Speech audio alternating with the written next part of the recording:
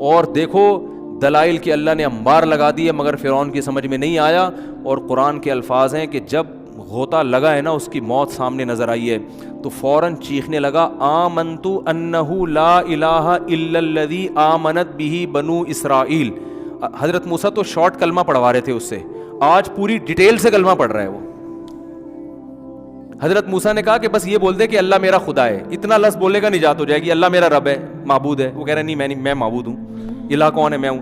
آج کیا رپورٹ پیش کر رہا ہے؟ ایک تو ضمیر شان, یہ نہیں کہا آمنت لا الہ الا اللہ, اتنا کہہ دیتا نا میں ایمان لایا اللہ کے سوا کوئی معبود نہیں ہے نا. آمنت انہ, یہ ہو ضمیر شان کہلاتی ہے.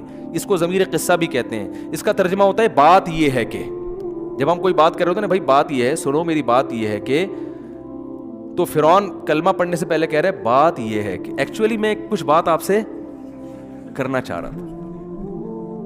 بات یہ ہے کہ یعنی مجھے غرق کیوں کر رہے ہو, سن تو لو, بات تو سنو. ہے نا, یہ بالکل اس کا صحیح ترجمہ ہوگا پراپر کہ بھی بات یہ ہے کہ لا الہ انہ لا الہ, کہ کوئی خدا نہیں ہے, الا اللہ نہیں کہا کیونکہ اللہ میں ہو سکتا ہے کوئی کہے کہ تمہارا اللہ الگ ہے, موسیٰ کا اللہ الگ ہے, تو فرشتے کنفیوز ہو کے پھر نہ دوبارہ غوطہ دے دیں مجھے.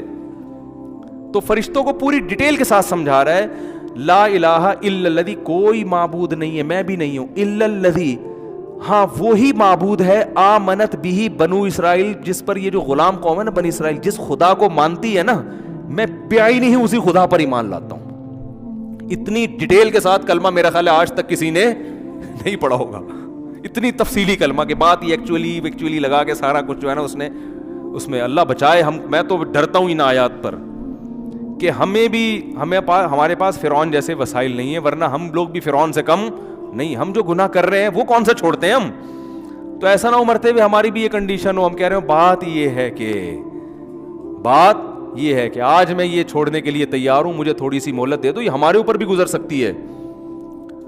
تو کہہ رہے بات یہ ہے کہ میں اس خدا پر ایمان لایا ہوں جس پر بنی اسرائیل ایمان لائی تھی.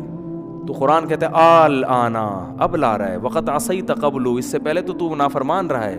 اللہ فرماتے ہیں عام کافروں کو ایک سزا ملتی ہے, تجھے 2 سزائیں ملیں گی. پہلی سزا تو یہ ملے گی الیوم ننجیک ببدنک, ایک تو جہنم کی آگ ہے جس میں صبح و شام جلایا جائے گا, جس کو برزخ کا عذاب کہا جاتا ہے.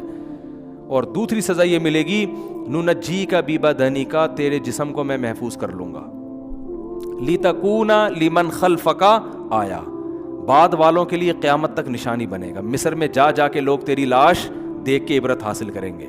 یہ ہے وہ جس نے زمین میں بڑی چودراہٹ دکھائی تھی اور کہتا تھا مجھے ذرا سیڑھیاں لگا کے دیکھو میں اپنے خدا کو